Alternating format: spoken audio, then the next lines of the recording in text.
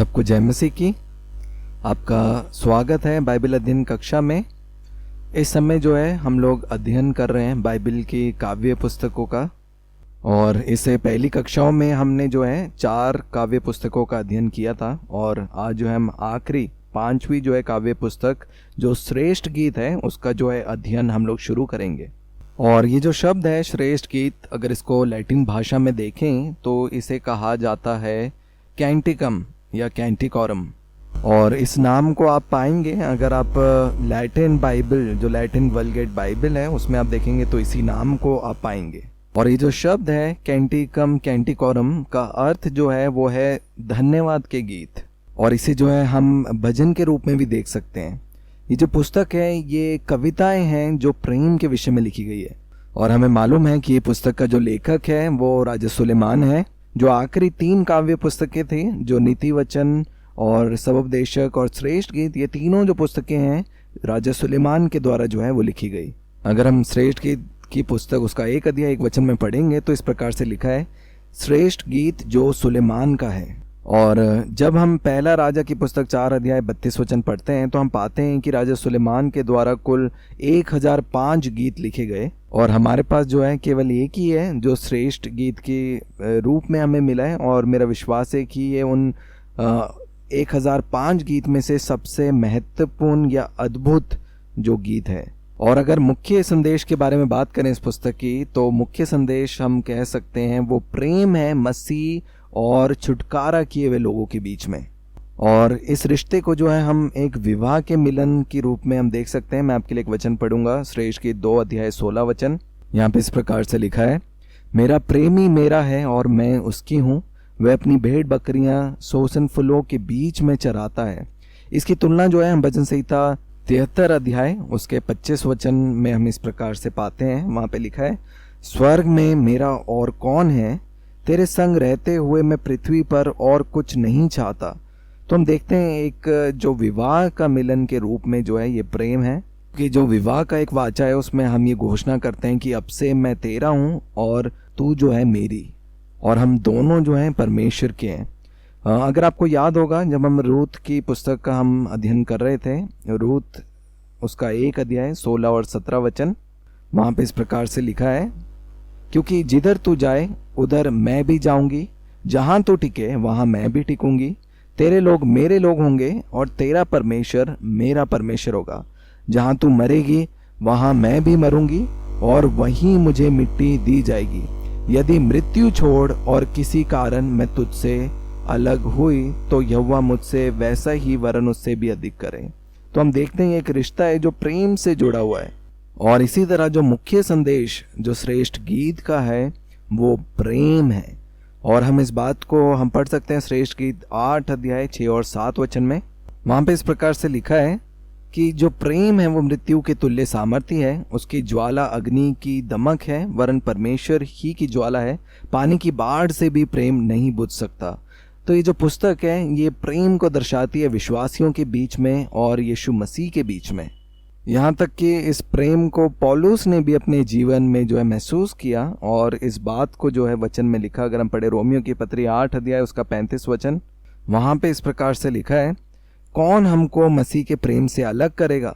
क्या कलेश या संकट या उपद्रव या अकाल या नंगाई या जोखिम या तलवार, ऐसे बहुत सी चीज़ें लिखी है। और वो कहता है कि कोई भी वस्तु जो है हमें परमेश्वर के प्रेम से जो हमारे प्रभु यीशु मसीह में अलग नहीं कर सकती। इसलिए उद्धार के बाद जो रिश्ता है विश्वासियों के बीच में और यीशु मसीह के बीच में, वो प्रेम का एक रिश्ता है। और अगर हम इस पुस्तक की रूपरेखा के बारे में बात करें तो कुल मिलाकर 8 अध्याय हैं जिसे हम 5 भाग में विभाजित कर सकते हैं। ये अलग अलग स्तर हैं प्रेम के। पहला भाग जो है 1 अध्याय से लेकर 2 अध्याय उसके 7 वचन तक जो है बताती है वो प्रेम की शुरुआत के बारे में या शुरुआती समय के बारे में। दूसरा भाग है 2 अध्याय 8 वचन से लेकर 3 अध्याय उसके 5 वचन तक। वहाँ पे हम पाते हैं कि कैसे कई बारी संदेह वाला जो प्रेम है, कई बारी लोग संदेह करते हैं अपने प्रेम के विषय में, या ये भाग उसके बारे में बताता है। तीसरा भाग है 3 अध्याय 6 से लेकर 5 अध्याय 1 वचन तक, जहाँ पे हम बढ़ता हुआ जो प्रेम है और मजबूत होता हुआ प्रेम के विषय हम देखते हैं। और चौथा जो भाग है 5 अध्याय 2 वचन से लेकर 7 अध्याय 13 वचन तक। वहाँ पे हम बदलने वाले प्रेम को हम पाते हैं। और 5वां जो है वो 8 अध्याय 1 से लेकर 15 वचन, वहाँ पे हम परिपुक्त प्रेम को पाते हैं। 5 स्तर हैं प्रेम के: शुरुआती प्रेम, संदेह प्रेम, बढ़ता हुआ प्रेम, और परिवर्तन करने वाला प्रेम, और परिपुक्त प्रेम। और जब हम ये पुस्तक पढ़ते हैं हमें एक बात ध्यान रखना है कि ये केवल एक गीत नहीं है जो श्रेष्ठ गीत है, लेकिन छोटे छोटे गीत से बनी हुई ये पूरी जो है पुस्तक है। तो इस पुस्तक में हम देखते हैं छोटे छोटे जो गीत हैं उनको जो है साथ में जो है जोड़कर जो है ये पुस्तक बनी है। और अगर हम देखें तो हम 5 से लेकर 13 जो है छोटे छोटे गीत को हम पाते हैं। और इसकी तुलना जो है हम भजन संहिता 45 अध्याय से भी कर सकते हैं, जो एक भजन है जो प्रेम के विषय में है या विवाह के विषय में। और यहाँ पे तुलना की गई है सुलेमान की यीशु मसीह के द्वारा, और सुलेमान जो है वो अपने प्रेम को जो है वो बयान कर रहा है। अगर हम नए नियम में पढ़ते हैं 2 कुरिन्थियों की पत्री उसका 11 अध्याय 1 और 2 वचन, इफिसियों की पत्री 5 अध्याय 25 और 27 वचन, वहाँ पे हम उस प्रेम के संबंधित हम पढ़ सकते हैं जो कलीसिया जो दुल्हन है और यीशु मसीह के बीच में। और जो श्रेष्ठ गीत की पुस्तक है वो उस प्रेम के विषय में बताती है जो कलीसिया जो दुल्हन है और स्वर्ग में यीशु मसीह जो है वो जो दुल्हा के रूप में उनके बीच के प्रेम के विषय में जो है ये पुस्तक बताती है। तो इस पुस्तक में भी जो है हम हीरो और हीरोइन को देख सकते हैं। हीरो जो है इस पुस्तक में वो है मेरा प्रिय, और जो हीरोइन है वो है मेरा प्रेम। हम श्रेष्ठ गीत 6 अध्याय 3 वचन में देख सकते हैं, लिखा है मैं अपने प्रेमी की हूँ और मेरा प्रेमी मेरा है। 1 अध्याय 7 वचन में हम देख सकते हैं मेरा प्रिय जिससे मैं प्रेम करता हूँ। जब हम 1 अध्याय 16-17 वचन में देखते हैं तो वहां पे भी मेरे प्रिय के विषय में लिखा है। और ऐसे बहुत से वचन है इस पुस्तक में जिसमें आप पाएंगे कि मेरा प्रिय जो शब्द है उसका वर्णन किया गया। और इसी तरीके से मेरी प्रिय भी शब्द जो है वर्णन किया गया है। 1 अध्याय 9 वचन, 15 वचन, 2 अध्याय 2 वचन, 4 अध्याय 1 और 6 वचन। और हम ये जो 2 शब्द हैं मेरा प्रिय और मेरी प्रिय को जो है उपयोग को हम पाते हैं। और जब हम 8 अध्याय 7 वचन में पढ़ते हैं वहां पे लिखा है पानी की बाढ़ से भी प्रेम नहीं बुझ सकता और ना महानदों से डूब सकता है। तो प्रेम में जो सामर्थ है उस सामर्थ के विषय में हम इस पुस्तक में पाते हैं जो मेरा प्रिय और मेरी प्रिय के बीच में दिखाया गया है। और एक और चीज़ हमें ध्यान रखने की ज़रूरत है, जो श्रेष्ठ गीत में गीत लिखे हैं वो एक दृष्टांतिक गीत के समान है। मेरा विश्वास है आपको मालूम है दृष्टांतिक वो गीत हैं जो एक दृष्टांत के रूप में लिखा गया। इसका मतलब ये गीत जो हैं चिन्ह के समान है जिसकी तुलना जो है वो की जा सकती है। बहुत से लोग जो हैं इस विषय में वाद विवाद भी करते हैं कि क्या श्रेष्ठ गीत पुस्तक को बाइबल में रखना चाहिए था या नहीं रखना चाहिए था। पर एक चीज़ हमें समझना ज़रूरी है कि ये जो है वो प्रेम के विषय में लिखा हुआ एक गीत है। और ये बहुत सी बार साबित किया जा चुका है कि जो श्रेष्ठ गीत की पुस्तक है वो बाइबल में सबसे कम प्रसिद्ध पुस्तक में है, क्योंकि बहुत से लोग ऐसे हैं जो इस पुस्तक को जो है वो निरंतर नहीं पढ़ते और बहुत से लोग जो है इसे समझ नहीं पाते। और ज़्यादातर जो शारीरिक मसीह लोग हैं वो जो है इसका अनुवाद जो है वो गलत रीति में करते हैं। यहूदी समाज में भी लोग जो हैं वो अक्सर बच्चों को रोकते थे ये पुस्तक को पढ़ने के लिए जब तक जो है वो 30 साल की उम्र तक ना पहुंच जाए, क्योंकि वो नहीं चाहते थे कि लोग जो है कोई भी बातें जो हैं वो प्रेम के विषय में संबंधित इस पुस्तक से सीखें, इसलिए जो वो है इसे छुपा कर रखना चाहते थे। लेकिन अगर हम इस चीज़ के दूसरे पहलू को देखें दूसरे दृष्टिकोण से तो हम देख सकते हैं कि हमें बहुत सी बातें जो हैं प्रेम के विषय में जो है इस पुस्तक से हम लोग सीख सकते हैं। चाहे वो विवाहिक प्रेम है जिसमें हम एकपन में हम लोग जुड़ जाते हैं, जैसे हम उत्पत्ति की अध्याय 2 और उसके 24 वचन में भी देख सकते हैं, और इफिसियों की पत्री उसका 5 अध्याय और 31 वचन में भी देख सकते हैं। वो एकपन के विषय में जो है वो बताते हैं। और विवाहित जीवन में जो पति पत्नी है वो भी उस एकपन के रिश्ते में जुड़े हैं, और उसी एकपन में अब मैं और आप कलीसिया और यीशु मसीह जो है वो एक हो चुके हैं। और ये जो था वो एक सामान्य उद्देश्य जो है इस पुस्तक में जो हम पाते हैं। और ये पुस्तक जो है 2 महत्वपूर्ण सवालों के जवाब देते हैं जो अक्सर गलत दृष्टिकोण से देखा जाता है। पहला जो है वो है तपस्वीवाद और दूसरा है भोगवाद। 2 ये शिक्षाएं हैं। तपस्वीवाद वो शिक्षा है जिसमें वो मानते हैं विवाह करना बिल्कुल गलत है और वो पूरी जिंदगी जो है वो विवाह नहीं करते, और वो जो ये जो रिश्ता है इसको जो है वो तुच्छ समझते हैं। दूसरा जो भोगवाद है उसमें लोग मानते हैं कि जीवन केवल सुख है ना, सुख, इच्छा और स्वार्थी भोग में है, जिसमें ना जिम्मेदारी है और ना ही कोई वाचा।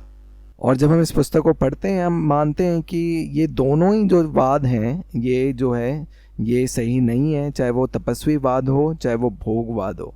क्योंकि हम जानते हैं कि जो विवाहित जीवन है या जो विवाह के बीच में जो प्रेम है वो एक अद्भुत रिश्ता है। बहुत से जो जवान प्रचारक हैं वो डरते हैं इस पुस्तक को पढ़ने के लिए या इस पे अध्ययन करने के लिए, जब तक जो है वो परिपक्वता में नहीं पहुंचते। और कई लोग केवल जो है वो जागरूकता के लिए वो पढ़ते हैं, पर आपको मालूम है सही मायने में श्रेष्ठ गीत पुस्तक का जो मतलब है वो इन सभी चीज़ों से बढ़कर है। इसमें वो जो महान रिश्ता जो प्रेम का है हमारे और यीशु मसीह के बीच में, वो जो रिश्ते को ये पुस्तक दर्शाती है। और यहूदी लोग जो है इस पुस्तक को जो है अति पवित्र पुस्तक मानते थे। सभी जन जो है इसे पढ़ने के लिए काबिल नहीं थे, क्योंकि हाँ, ये जो है एक विवाहित जो है वो प्रेम है। क्योंकि विवाह में भी केवल पति पत्नी जो है वो साथ में एकपन में जुड़ते हैं, वैसी ये पुस्तक भी है। और ये हम सभी विश्वासी लोगों के लिए है, जो हमें जो विवाहित प्रेम जो रिश्ता हमारे और यीशु मसीह के बीच में, उसमें और अधिक जागरूक करती है। और इस पुस्तक में जो है हम 4 सिद्धांतों को जो है हम पा सकते हैं। पहला जो सिद्धांत वो ये है कि जो विवाह है वो परमेश्वर की ओर से एक अद्भुत एक रिश्ता जो है हमारे लिए पृथ्वी में ठहराया है, जो हमें जो है एकपन के विषय में जो है जागरूक करती है। क्योंकि परमेश्वर के द्वारा जो परिवार है इस पृथ्वी में स्थापित किए गए, ताकि हम उस एकता को या उस एकपन को हम सीख सकें। परमेश्वर ने कलीसिया को बनाया ताकि हम नेतृत्व को सीख सकें, इज़राइल को चुना ताकि हम सरकार को या राज्य को हम समझ सकें। वैसे ही परमेश्वर का जो परिवार जो है वो शुरू होता है विवाह से, और इसीलिए जो रिश्ता जो है वो पवित्र है। और सही मायने में प्रेम क्या होता है ये पुस्तक जो है वो हमें बताती है। वो एक संतुष्ट पति के हृदय को और एक समर्पित पत्नी के हृदय को दिखाती है। एक संतुष्ट पति और एक समर्पित पत्नी। और आज के समय में हम देख सकते हैं एक ऐसा युग है जहाँ पे लोग चाहते हैं कि हर एक चीज़ जो है जो शादी के बाद हमारे लिए रखी गई है उसे वो शादी से पहले अनुभव करना चाहते हैं। लेकिन ये जानवरों के समाज में ये चीज़ें होती हैं, लेकिन इंसानों के रूप में आपको मालूम है ये हमारे लिए नहीं रखी। क्योंकि अगर हम पत्नी को अगर हम देखें तो हम देखेंगे पत्नी बनाई गई थी एक सहायक के रूप में। और इसीलिए हमें समझना पड़ेगा कि जो विवाह से पहले जो एकपन में लड़का लड़की, ज़्यादातर जो इस युग के लोग हैं जो जुड़ रहे हैं, बहुत से लोग जो है उसकी मांग कर रहे हैं। आपको मालूम है वो एक ऐसा जीवन है जो एक जानवरों की तरह एक जीवन है। और ऐसे जो लोग हैं वो नहीं समझ पाएंगे जो श्रेष्ठ गीत की पुस्तक जिस विवाहित प्रेम के विषय में बताती है। क्योंकि जो शरीर में एकपन है वो बड़ा नहीं है, लेकिन सबसे बड़ा जो है वो प्रेम है। और मैं और आप इस युग में, इस समय में हम जी रहे हैं जहाँ पे लोगों को जो है शारीरिक जो एकपन है उसके बारे में बहुत सारी चीज़ें पता है, लेकिन उनके प्रेम के विषय में उन्हें बहुत सी चीज़ें नहीं मालूम। लेकिन अगर आप इस पुस्तक को और अधिक पढ़ोगे, आप और अधिक उस प्रेम के विषय में जागरूक होंगे। ये एक अनुवाद है पुस्तक का। दूसरा अनुवाद हम देख सकते हैं, ये एक रिश्ते को दिखाती है जो यहोवा और इजरायली लोगों के बीच में है। भविष्यवक्ताओं ने ये तस्वीर जो है हमारे सामने रखी थी, जिसमें इजराइल जो है दुल्हन है और यहोवा जो है वो एक दूल्हे के रूप में। खास रूप से जब हम होसेया की पुस्तक में देखते हैं, वहाँ पे जो है इजराइल और यहोवा को जो है वो पति पत्नी के रूप में जो है वहाँ पे दर्शाया गया है। और अगर हम यशाया की पुस्तक उसका 54 अध्याय उसका 5 वचन को हम पढ़ें तो वहाँ पे इस प्रकार से लिखा है, क्योंकि तेरा कर्ता तेरा पति है, उसका नाम सेनाओं का यहोवा है, और इजराइल का पवित्र तेरा छुड़ाने वाला है, वह सारी पृथ्वी का भी परमेश्वर कहलाएगा। तो हम यहाँ पे देखते हैं वचन कहता है क्योंकि तेरा कर्ता जो है तेरा रचने वाला तेरा पति है। और इस प्रेम से बाहर जाने को भविष्यवक्ता जो है वो व्यभिचार के रूप में वो दिखाते थे। ये जो था ये दूसरे प्रकार का अनुवाद था। तीसरा जो अनुवाद है वो ये है, ये पुस्तक दिखाती है प्रेम यीशु मसीह और कलीसिया जो दुल्हन है उनके बीच में। वो रिश्ता जो है यीशु मसीह जो है वो दूल्हा है और कलीसिया जो है वो दुल्हन है, और इन दोनों के बीच में जो प्रेम का रिश्ता है उस प्रेम को जो है हम इस पुस्तक में पाते हैं। और हम देख सकते हैं जो टूटा हुआ मन है या फिर एक खालीपन वाला हृदय है, परमेश्वर जो है ऐसे इंसान को आपके जीवन में जोड़ते हैं जिनसे हम प्रेम को अनुभव करते हैं और उस प्रेम का प्रकटीकरण देखते हैं जो परमेश्वर पिता हमसे करते हैं। इसलिए ये जो पुस्तक है आपको एक अद्भुत रिश्ते में लेकर जा सकती है यीशु मसीह के साथ। और क्योंकि आज के समय में जो इस समय ज़रूरत है वो दो चीज़ें हैं, एक वचन का सही ज्ञान और दूसरा यीशु मसीह के साथ उस प्रेम के रिश्ते में जुड़ना। अब यीशु मसीह से प्रेम करो और उनके वचन से प्रेम करो, और ये मुमकिन है केवल व्यक्तिगत रिश्ते में जब हम यीशु मसीह के साथ जुड़ते हैं, क्योंकि जब हम यीशु मसीह से प्रेम करेंगे तो जाहिर सी बात है हम परमेश्वर के वचन से भी प्रेम करेंगे। और जो चौथा अनुवाद इस पुस्तक का है वो इस समान है, जिसमें हम प्रेम को देखते हैं यीशु मसीह के बीच में और व्यक्तिगत विश्वासी जन के जीवन में। वो उस एकपन के बारे में है, यीशु मसीह और हर एक व्यक्तिगत विश्वासी जन के बीच में। इसे हम भजन संहिता में भी देख सकते हैं। हम पढ़ेंगे भजन संहिता 42 अध्याय उसका 2 वचन। वहां पे इस प्रकार से लिखा है, जीवते ईश्वर, हाँ परमेश्वर का मैं प्यासा हूं, मैं कब जाकर परमेश्वर को अपना मुंह दिखाऊंगा। इस वचन को मैं दोबारा पढ़ूंगा आपके लिए। लिखा है, जीवते ईश्वर, हाँ परमेश्वर का मैं प्यासा हूं, मैं कब जाकर परमेश्वर को अपना मुंह दिखाऊंगा। तो बहुत से जो बड़े संत लोग थे वो लोग परमेश्वर के इस प्रेम को जो है वो अनुभव कर पाए। यहाँ तक कि पौलुस ने भी इस बात का जो है वो अंगीकार किया। जब हम गलातियों की पत्री उसका 2 अध्याय 20 वचन को हम पढ़ते हैं, वहाँ पे लिखा है कि अब मैं उस विश्वास से जीवित हूँ जो यीशु मसीह का है, जिसने मुझसे प्रेम किया। और इसलिए ज़रूरी है कि आप इस सत्य को आप हमेशा जानें कि वो जिसने आपसे प्रेम किया है वो यीशु मसीह है और उन्होंने अपने प्राण को आपके लिए दे दिया। हम देख सकते हैं प्रेरित पौलुस भी व्यक्तिगत एक निजी रिश्ते में जो है वो यीशु मसीह के साथ जुड़ा हुआ था। इसलिए वचन में लिखता है कि अब जो मैं जीवित हूँ वो उस विश्वास से जीवित हूँ जो यीशु मसीह का है, और इसलिए कि उसने मुझसे प्रेम किया और अपने प्राण को मेरे लिए दे दिया। तो इस महान प्रेम के विषय में हम देख सकते हैं कैसे महिमा में यीशु मसीह ने अपने प्राणों को मेरे और आपके लिए प्रेम में दे दिया। और ऐसे हम उदाहरण बाइबल में से भी पाते हैं जिसमें यीशु मसीह के चेले और प्रेरित लोग कैसे वो रात भर जो है वो प्रार्थना करते थे। और बहुत से ऐसे पवित्र लोग हैं परमेश्वर के जो चाहे जितनी भी सर्दी हो, चाहे जितनी भी गर्मी हो, कोई भी मौसम क्यों ना हो, वो परमेश्वर से जो है वो रात भर जो है प्रार्थना करते हैं, क्योंकि वो परमेश्वर से उस प्रेम में जो है वो लोग जुड़े हुए हैं। और क्यों हम परमेश्वर से इतना प्रेम करते हैं? इसीलिए क्योंकि उसने हमें पहले प्रेम किया। हमने उससे पहले प्रेम नहीं किया, लेकिन परमेश्वर ने हमसे पहले प्रेम किया। और इस बात को हम लोग देख सकते हैं पहला यूहन्ना की पत्री 4 अध्याय और उसके 10 वचन में इस प्रकार से लिखा है, प्रेम इसमें नहीं कि हमने परमेश्वर से प्रेम किया, पर इसमें है कि उसने हमसे प्रेम किया और हमारे पापों के प्रायश्चित के लिए अपने पुत्र को भेजा। परमेश्वर पिता ने आपसे इतना प्रेम किया कि उसने अपना एक लौता पुत्र दे दिया। और इसीलिए जब परमेश्वर ने हमसे इतना प्रेम किया तो हम भी क्यों ना परमेश्वर से हम प्रेम करें। और ये छोटी पुस्तक भी उस इत्र, सुगंधित इत्र के समान है जो नए नियम में मरियम जो है यीशु मसीह को चढ़ाने के लिए आई, और हमें पता है जैसी वो बक्सा खुला वो सुगंध जो है वो पूरे कमरे में फैल गई। और ये जो पुस्तक है श्रेष्ठ गीत की, इसको भी उसी इत्र के बक्से के समान हम देख सकते हैं। जैसे ही ये बक्सा खोला जाता है वो इसकी जो सुगंध है वो चारों तरफ वो फैलती है। और वो जो सुगंध है ना केवल आपके परिवार के बीच में, लेकिन आपके जीवन में भी, और आपके चारों तरफ जो है वो इत्र या सुगंध जो है वो फैलती जाएगी। एक बात हमें जो याद रखना ज़रूरी है कि मसीह जीवन जो है केवल वो नियम और रीति रिवाज का पालन करना नहीं है, क्योंकि बहुत से लोग ऐसा मानते हैं कि मसीह जीवन जो है वो रीति रिवाज में जीने वाला और एक शिक्षा को पालन करके चलने वाला एक जीवन है। नहीं, वो एक व्यक्तिगत जीवन है। और ज़रूरी है कि हम उस प्रेम के रिश्ते में व्यक्तिगत यीशु मसीह के साथ अपने आप को देखें।